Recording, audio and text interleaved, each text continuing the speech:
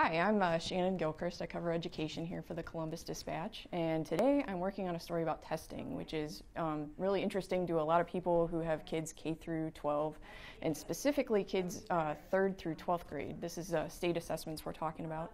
And this was the very first year that testing had to be done by computer. And so the Department of Education says 94% of kids this past year tested by computer, and there were some exceptions, but let's just say everybody, okay?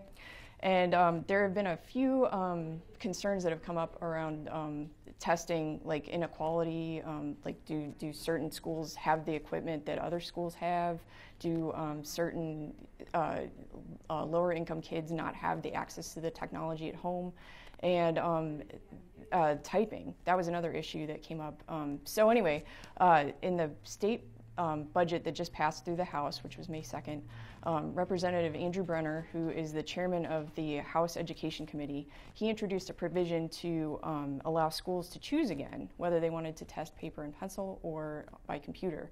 And he says that he's concerned because some of the charter schools came to him and said that they just don't have the equipment to do this.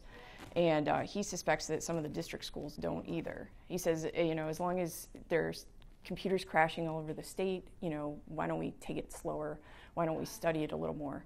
Now, the state education department talked to me today, and they said that they had a committee study it a few years ago, and they already did this work. So, I talked to Peggy Lehner over in the Senate. She's been a long time Senate chairwoman of their education committee, and she says, you know what, even if there are differences, let's just all be on one mode of testing so that those differences don't necessarily matter, that we shouldn't be moving backwards. So there we are. And the budget is due June 30th, and we'll see what the Senate does with its version.